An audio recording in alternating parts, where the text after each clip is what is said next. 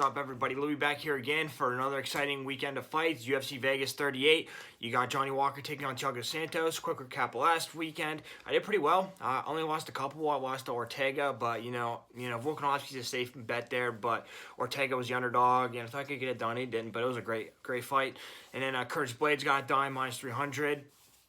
I was sweating that one a little bit, but he did his thing with the takedowns. And then Merab Dvalishvili and Marlon Moraes. I was so freaking close to hitting Moraes. I went back and forth with that fight, who to bet. I took Moraes because he was plus 200 something, and he showed why. He showed why he's dangerous, man. He was this close to knocking Merab out, but Merab's a monster. It is what it is, though. Don't feel bad about that one. Then I picked Robbie and the Nick Diaz fight. I got Robbie, and that was a coin flip, and I'm glad I got that one. And he did pretty well. Very fun fight. One of the funnest cards I can remember. Anyway, but we still got a fun card here. Not the biggest matchups, but you got a fun main event at 205. And Kevin Holland's making his return against Kyle Dawkins. A little bit step down in competition. We're going to see if he really worked on his wrestling like he said it did. But I'm excited. Did my research. Just real quick, I just want to get this out of the way. I apologize, but my last 4 or 5 fights, something happened with my Google Notes, and my stuff got deleted. This has never happened to me before, so I apologize. I'm crunched for time, but my notes got deleted, but I went back and just did a quick run through the fights, fast forward through them, and I got some notes down to get the gist of the fight. You guys will still get the main points. I tried my best. I really do apologize. I like to take thorough notes. So it'll be a short and sweet version, I guess. Apologize, things to happen, but at least I got it. And I'm pretty confident with those picks as it is. So everything's pretty set, so should be good. Let's get into it. Let's win some money. UFC Vegas 38. Let's get another exciting weekend of fights. The feature fight of the prelims, 135 women's division. You got Beth Cohen taking on Carol Rosa. I believe this is Beth's retirement fight, and she's had a long career, so hopefully it's a good fight to send her off. Her last fight she took on Pandy Kianzad. First round of that fight, she pumps her jab, but she eats hooks whenever Pandy gets inside of her, is able to land shots, and she eats a knee in the clinch, but she lands an overhand right, but then she eats another left hook, but she stands at range and she eats leg kicks, a little tentative in the first round. Second round, she eats a straight right, and then some knees in the tie clinch, but Beth is able to get on top, and she's able to land ground and pound, a little bit of a scramble, and she's able to take advantage of the situation. She lands hooks to the body, but eats jabs and combinations at range. And then in the third round, she comes forward, eats jabs and combinations. She lands a left hook in a firefight exchange, and then she lands a 1-2 in another striking exchange, but then she backs up. She gets rocked with an uppercut and then a straight left, however, but she shoots a single leg, but it gets stuffed, and then she walks into combinations, but she's able to get the takedown at the end, but it doesn't really do much. Panty just kind of outstriked her. Beth just looked a little slow. And Carol Rosa, her last fight, she took on Jocelyn Edwards. First round of that fight, she gets a single leg takedown immediately up against the fence, and she gets in a half guard, and then back on her feet, she lands a hard left hook. And then in the second round, she's able to robble her with a hard leg kick, which is pretty impressive. However, she eats a blitz from her, but then she lands a body kick and a combination against the fence. But then she eats a straight punch flurry from Jocelyn, but then she's able to clinch up. And then she gets a trip on the fence, and she gets in a half guard with the takedown. Then in the third round, she gets the blast double as Jocelyn blitzes forward, and then she's able to get the body lock takedown up against the fence. So, little moments of, got hurt a little bit, but she was able to get it together and get the takedowns and, use the hard leg kicks. Rosa minus 525, Beth is plus 385, crazy line, and women's is very crazy, hard to predict, especially with crazy lines like this. But there's other underdog women's spots on this card, and it sounds nuts. I hate the line, but it just kind of is what it is at this point. I don't know I have any props for this because, like I said, it's women's. And Beth is, been fighting for a long time. It's her last fight in her career. But I think Carol Rosa is going to win. It's just one of them times you just got to eat it. It's a shitty play, but it is what it is. I got Carol Rosa in this main event of the prelims. You got Anthony Shevchenko, the greatest fighter of all time, sister, taking on Casey ONeill. Antonina, in her last fight, she took on Andrea Lee. In the first round, she throws a 1-2, but she gets countered with the hook. But then she uses a tie clinch with knees to the body. But then she eats a head kick and a hook from Andrea. But then she gets taken down with a trip toward the end of the first round. And then the second round, she eats a spinning back fist from Andrea, but then she rushes in, and she gets taken down with the head and arm throw. She just rushes forward too fast, and Andrea is able to use her momentum to throw her. And then she gets put in a mounted triangle, but Andrea has the Andrea has a triangle from the bottom, and then she fights the whole round inside of the triangle, and Andrea's about to gas. It's really like 4 minutes, I believe, she's in the triangle. But then right towards the end of the fight, Andrea is able to clinch it hard and get us all in position and make Antonina tap. Props to both of them, though. Andrea drained her legs, and Antonina just fought through the whole round like that. Very tough. It is what it is.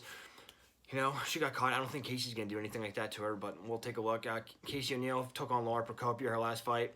In the first round, she gets the clinch on the fence immediately, and then she lands a jab to the body and then a right hook, but she eats a straight right, and then she eats a left hook in the exchange in the pocket when they're both throwing. But then she lands a 1-2 combination, then a head kick, but then she gets taken out with the body lock on the fence, and then she gets pressed toward the fence when she's out. And then the second round, she lands a 1-2 head kick, 1-2, and then a head kick, and then she throws a knee, but she gets taken down. And then she lands knees to the body with a plum tie, which is really nice to see them utilizing that. But then she sprawls and lands elbows from a top position whenever Laura goes for a takedown. And then in the third round, she gets taken down from the plum tie, but then she gets the takedown from the plum tie, and then she's able to get the crucifix position from the bottom, kind of like a rear naked choke, but she had the arm in the legs and is able to elbow her.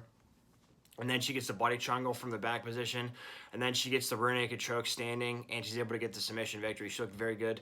Casey ONeill minus 225, Antonina Shevchenko plus 185. This is women's. Like I said, I have no clue. I don't know. I don't think Casey ONeill is minus 225. I like Antonina.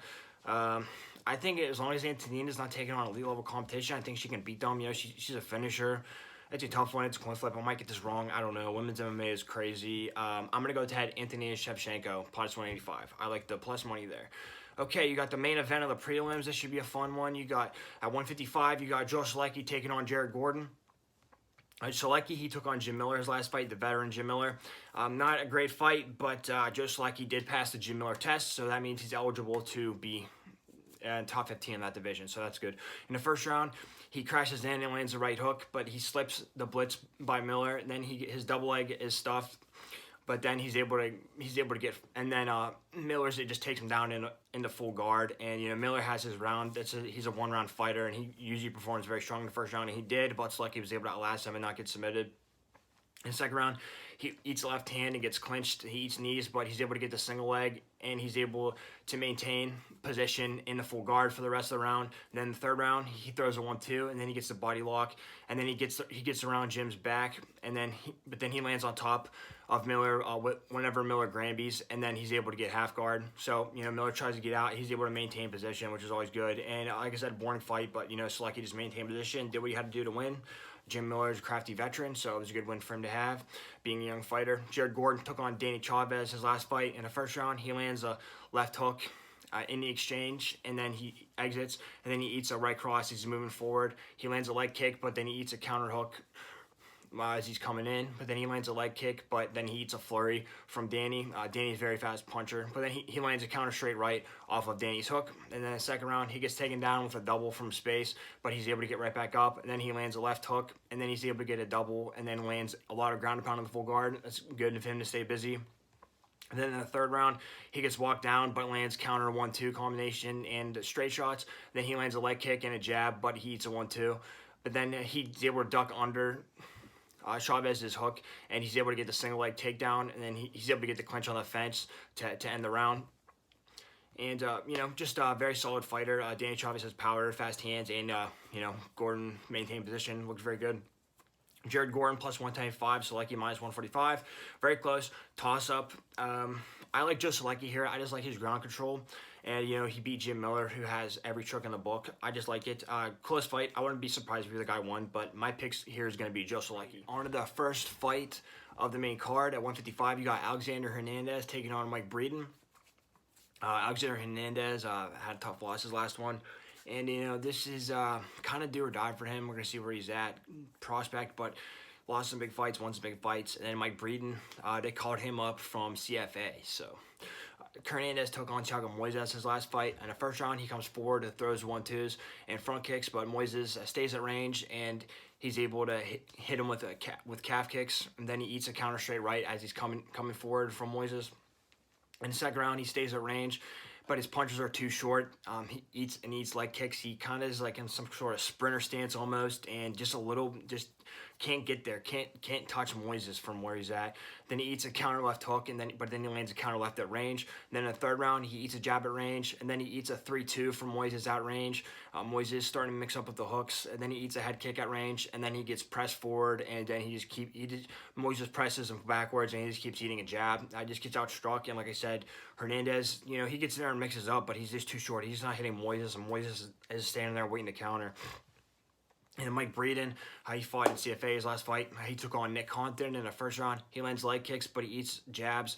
He eats a jab to the body, but then he lands a straight right and then a left hook. And then he comes forward and lands a combination, and then he lands another right hook. And then he gets the body lock takedown, but he gets caught in an armbar, but it's nothing serious. But toward the end of the round. In the second round, he stalks forward and lands 1-2s.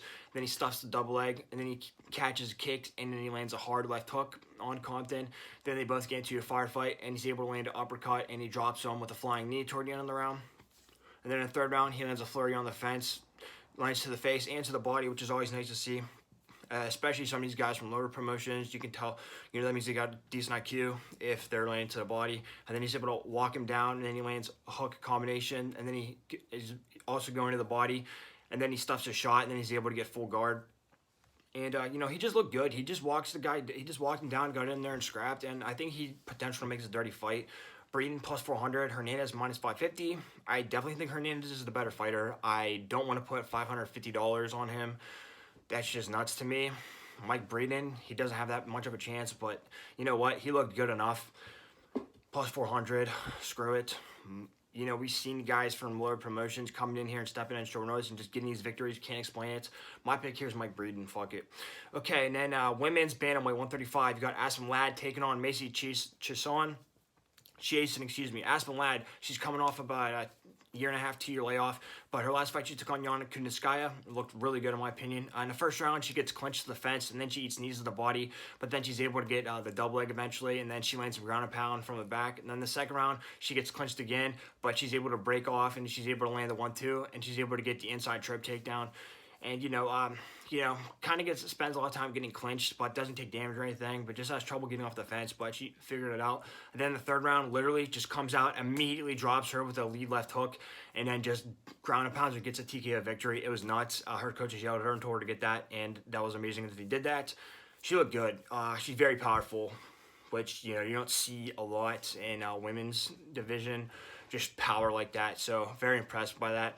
And then Macy Chiasson, she took on Mary Renault her last fight. In the first round, she stays at range and she pumps the 1-2, but then she stays at range and they both trade body kicks. Not too much happening, but Macy was able to get some shots in, was able to touch her with her jab. In the second round, she rocks her with a lead left hook, but then she's able to get the clinch on the fence, and then she lands to the body, and then she chases her, and she's able to land a 1-2, but Marion lands a right hook.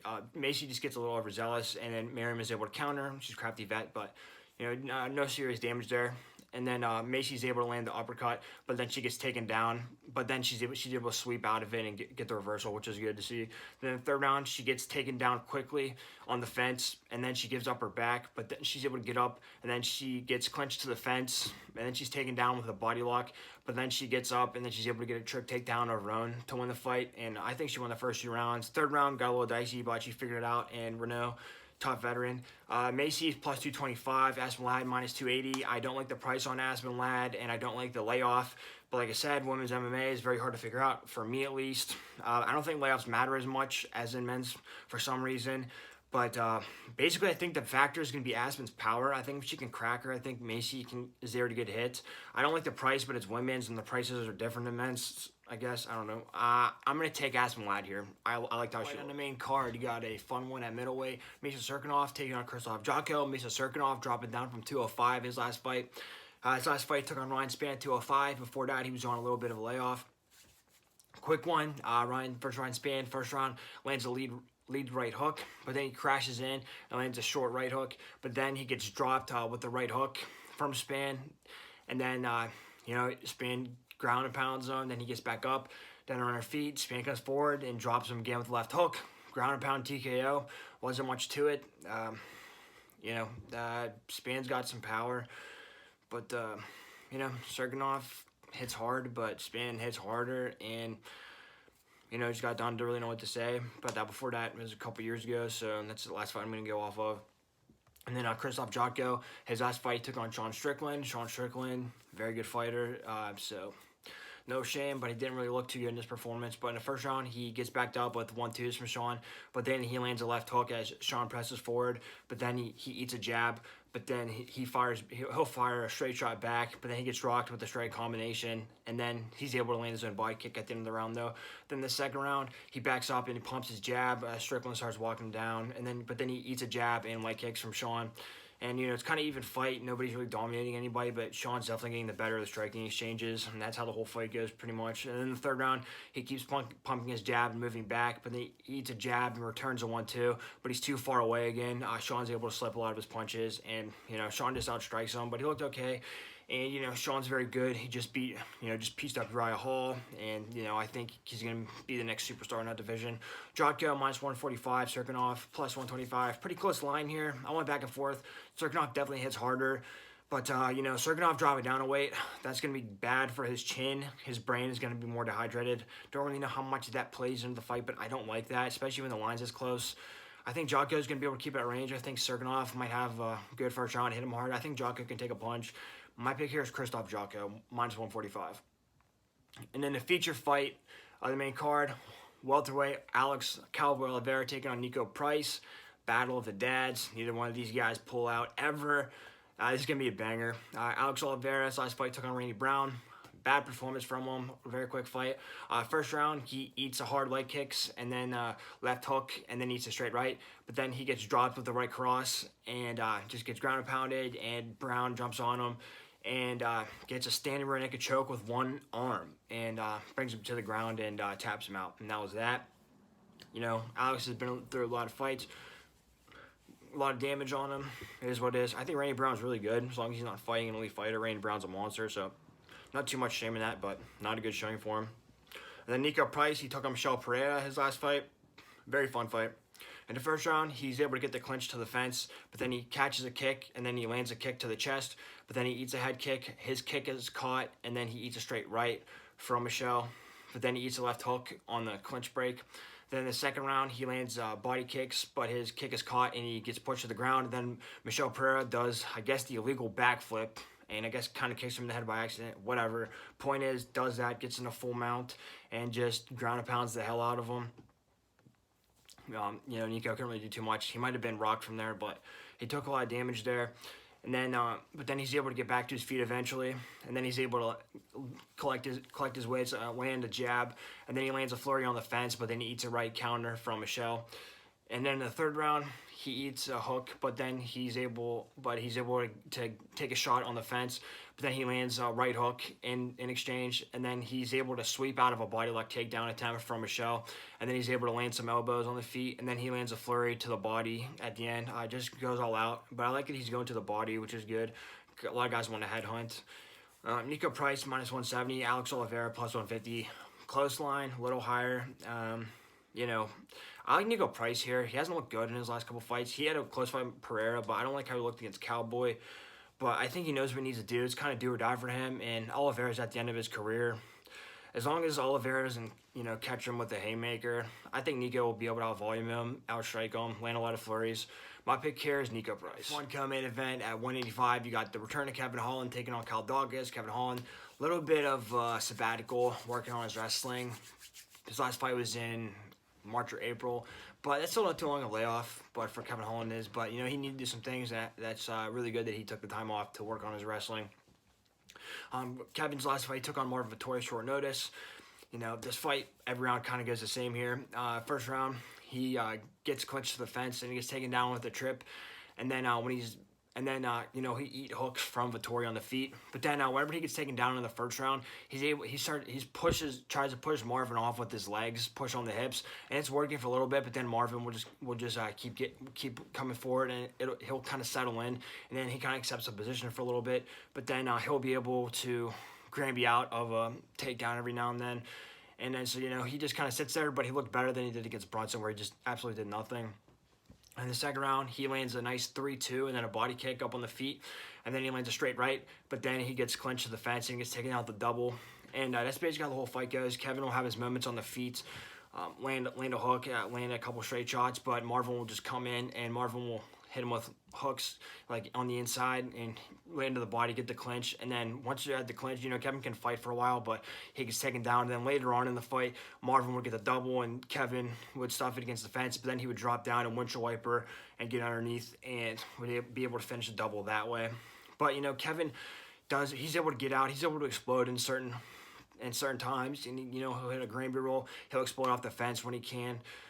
And then again in the third round, Marvin gets Kevin in that arm triangle, but Kevin doesn't get submitted in arm triangles. He did the same thing with Brunson. Then they were in a north-south position, and Kevin was able to push off the fence. So it just all happens on opportunity. I don't think Kyle is as good of a chain wrestler as Marvin is, so I think it'll be a more interesting fight. But Kyle Dawkins took on Phil Hawes' last fight. In the first round, he gets taken out the double from space, but then he's able to sweep and reverse with the cement mixer, and then he's able to land on top, do some ground and pound, but then they get back to the fence, and he's able to get the clinch. Then in the second round, he's able to land a back. He misses a head kick, but he's able to land a back fist, and then a flurry, and then rocks Phil, and then he's able to hit him with a nice right hand. But unfortunately, they both clinch, and he can't do any more damage.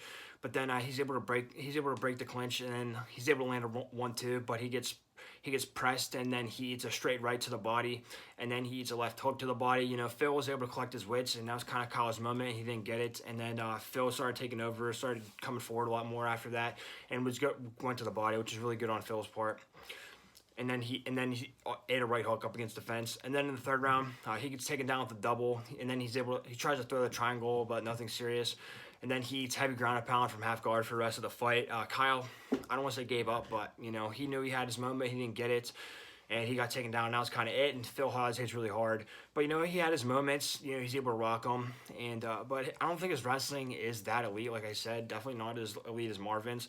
So I think Kevin has a chance here. I think he can stuff takedowns, or if he does get taken down, I think Kevin will be able to get up at one point. And I think Kevin is a lot better on the feet than Kyle. Can't count him out, but I just think Kevin has better striking. Kyle plus 145, Kevin minus 165. A little bit high of a price with all the time off. But you know what? Kevin looked bad in his last couple fights, but he's fighting elite guys. Maybe the best wrestlers in the middleweight division, at least arguably. But before that, he was on a 5-fight win streak. He wasn't fighting the best guys, but he was winning. He was knocking people out, knocked out Joaquin Buckley. I'm going to take a chance on Kevin. I'm going to think that his wrestling is better. His defense wasn't terrible against Marvin, and, Marvin's a lot better of a wrestler than Kyle is. My pick here is Kevin Holland. And then for the main event at light heavyweight 205, you got a banger, all Brazilian banger, Brazilian on Brazilian crime. You got Thiago Santos taking on Johnny Walker. Santos took on Alexander Rakic his last fight. Not the best fight in the world, but it is what it is. In the first round, he eats a head kick at range, and then he eats a leg kick from Rakic, and not much happens. They both kind of stand outside, and, Thiago's is a little hesitant to come forward, and Rakic kind of backs him up. He kind of stands at range, and he'll try to close the distance with a 1-2 or a jab, but he's just too short, and Rakic just slip out of the way, so really not too much happened. Then in the second round, he gets pressed, and he eats a leg kick and body kicks, and he gets clinched to the fence, but he is able to land a left hook on the break, but that's it. He'll have a moment or two, but, he never really hit out Rakic clean. I know he has a lot of power, but he didn't really get to use it. And then he eats a jab coming in, and then he eats a counter left as he's landing forward. He's just too short, and he's there to be hit. And in that third round, his double attempt gets stuffed on the fence, and then he gets clinched to the fence. But then they break it, and he lands a body kick, and then he lands another body kick. But that's really all he did. In the third round, he started going for the leg kicks a little more, but it was a little too late, and Rakic was too smart, and Rakic just stayed away from the power and was able to clinch him up. And Johnny Walker took on Ryan Spann last fight. It was a quick one. It didn't look good. Hasn't fought in about a year. But in the first round, he gets taken down with a double, but he gets back to his feet, and but he gets clinched to the fence. And then he's able to break free, but he gets dropped with a straight left as he's throwing a kick. And then he eats ground and pound in a full mount, but then back on the feet, he gets dropped with the right hook from Spann. And then Spann gets in on the double, but Johnny just elbows the shit out of him up against the fence, and Ryan does not move his head, and Johnny does not stop, and he just TKOs Ryan Spann from elbows up against the fence, and it was great. Walker, he's chinny, I guess, but he's able to take punishment. I think Ryan Spann hits pretty hard. It is what it is, but he found a way to win. Thiago Santos, I think he's a little bit past it, to be honest. I know he hits harder than Walker, but here's the thing. I think it's definitely not going 5 rounds. I think if he can withstand the first round of Santos, I think, Walker might be able to take some punishment. I think Santos might tire himself out. That's what I'm banking on. I just think Walker's more mobile, more agile. I think he can hit him from different angles. I think he can stick and move. It's a tough one, but Walker plus 135, Santos minus 155. I'm gonna go with Johnny Walker here. I like the money, and I just think Santos has. I think he's past it at this point, unfortunately. But anyway, this looks like a fun card. I appreciate you guys sticking with me. Again, I do apologize.